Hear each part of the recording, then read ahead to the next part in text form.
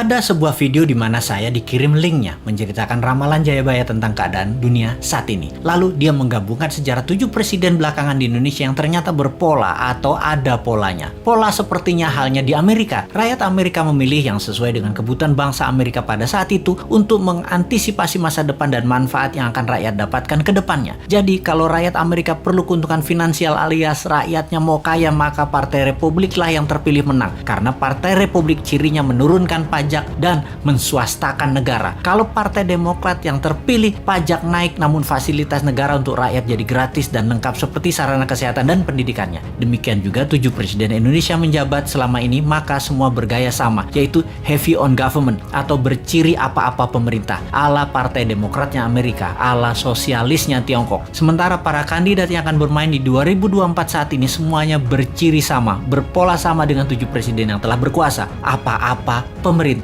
Hanya Bosman Sontoloyo yang punya konsep heavy on swasta atau menswastakan kegiatan membangun ekonomi terbesarnya dan menurunkan pajak konsepnya seperti Partai Republiknya Amerika. Untuk hal ini memang kembali ke masyarakat karena konsep menswastakan pemerintah belum pernah terjadi sebelumnya, atau mengikuti swasta terutama UKM dalam porsi besar lebih dari 80% ekonomi belum pernah terjadi sebelumnya dalam 7 pemerintahan yang telah berjalan. Selama ini memang tenaga kerja 96% diserap UKM, namun ekonomi UKM hanya 40% saja dari porsi ekonomi nasional. Sisanya adalah anggaran pemerintah dan oligarki. Sudah 7 presiden polanya ya seperti ini. Belum pernah UKM naik kekuatannya menjadi menguasai ekonomi ke 80% atau naik 100% dari sekarang, atau 2 kali lipat kekuatan ekonomi saat ini yang bisa membuat GDP per kapita naik dari $4.000 menjadi $8.000 dalam sekejap. Sungguh, kalau mau UKM menang, juga pajak turun. Ya tidak pakai siapapun yang mencalonkan di 2024 yang saat ini ada di etalase calon presiden. Tapi entah bagaimana, bangsa Indonesia apakah mau berubah atau tetap, ya belum tahu juga. Apakah efek corona yang meluluh lantakkan ekonomi saat ini dan mengambiarkan kesehatan masyarakat saat ini yang dikelola oleh pemerintah yang menjabat atau oleh masyarakat masih layak menjabat ke depannya di tahun 2024? Ya terserah rakyat. Jadi kita biarkan sampai 3 tahun ke depan aja. Kita lihat di tahun 2024 akankah memilih calon dari yang ada di etalase saat ini yang berciri sama dengan 7 presiden yang lalu, atau pilih calon-calon baru yang berciri baru bahkan beda seperti ala Sontoloyo misalnya. Tentunya bukan Bosman ya, dia mah nggak pantas, orang pedagang recehan dan provokator doang bisanya. Ciri presiden yang lalu-lalu adalah kuat hutang pinjaman dari negara lain. Dulu banyaknya ke IMF, sekarang malah 2, IMF dan Tiongkok. Dan nanti kalau yang jadi salah satu dari kandidat yang ada,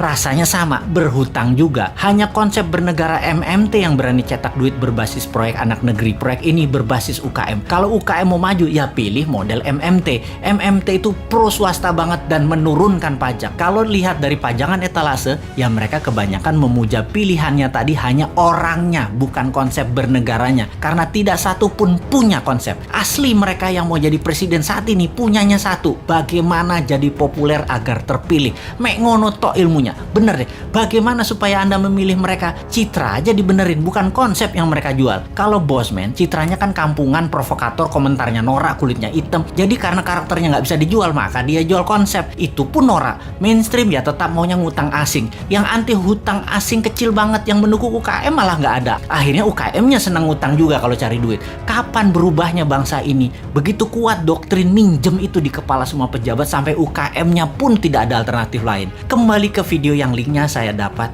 dan saya nonton, ternyata Satrio Piningit atau kesatria yang dipingit itu keluar ketika ada goro-goro atau malapetaka dahsyat menghancurkan negara dan dunia. Saat ini virus corona dianggap goro-goro. Lalu ketika goro-goro terjadi, ada kesatria yang suaranya saja muncul, wajahnya dan penampilannya dipingit tidak muncul, yaitu Bosman. Jadi kesatria yang dipingit tadi adalah kesatria yang terus-menerus memberikan arahan, solusi, dan sosoknya dipingit, diumpetin, yang penting pesannya tercapai. Lalu pola kepemimpinan nasional yang lengkap menjabat. Pak Karno itu Majapahit atau Jawa Timuran, Pak Harto itu Jawa Tengah atau Mataraman, Pak SBY itu Majapahit, Pak Jokowi itu Mataraman, dan Bosman itu Jawa Timuran Majapahit. Begitu pola penggantinya seharusnya. Abis Mataram ya Majapahit. Dan sekali lagi sahabat, kedua informasi terakhir itu lebih ngaco lagi sahabat dari MMT-nya Bosman dan pro swastanya Bosman. Wes, sekarang kita semua sing sehat, selamat, tinggikan imunitas dengan banyak guyon-guyon segar. Jangan urusi Bosman. Bosman memang jancuk.